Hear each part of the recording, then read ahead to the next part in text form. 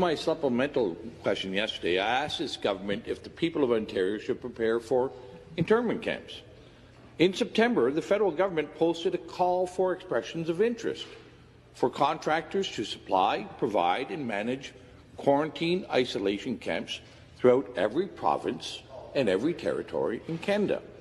These quarantine isolation camps, however, are not limited to people with COVID, but provide a wide latitude for many people to be detained. Surely this government is aware of the intentions to build these isolation camps from coast to coast. And my question to the Premier is, how many of these camps will be built, and how many people does this government expect to detain? Question. Government House Leader. Thank you, Mr. Speaker.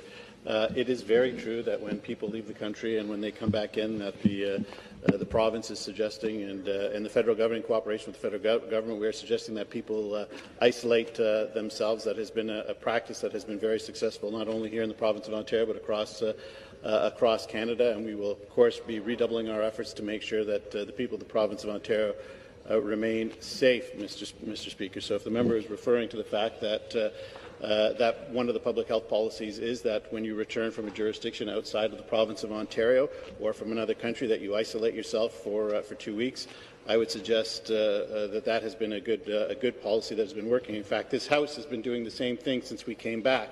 We are working in cohorts to make sure that the Legislative Assembly can continue to operate. That's why we have 2 separate cohorts. Mr. Speaker. Response. With the cooperation of the official opposition, that is why all members of the Independents have been excluded from that cohort, because we want them to be able to participate in debate. So we will continue to do everything in our power to make sure that this House continues, but that the people of the province of Ontario and Canada are kept safe. Supplementary question. Again, back to the Premier. Here's the RFP, and in the RFP it uses clear language to express that these camps can be used for a broad spectrum of people, not limited to travellers. Indeed, it doesn't even mention international travellers. It's just a broad latitude of people. And I'll send over the copy of the RFP after. So your government must be in negotiations and aware of these plans to potentially detain and isolate citizens and residents of our country, in our province. So, Speaker, to the Premier, where will these camps be built? How many people will be detained? And for what reasons? For what reasons can people be kept in these isolation camps? And I'd like to have the Premier assure the people of Ontario. Member, take a seat.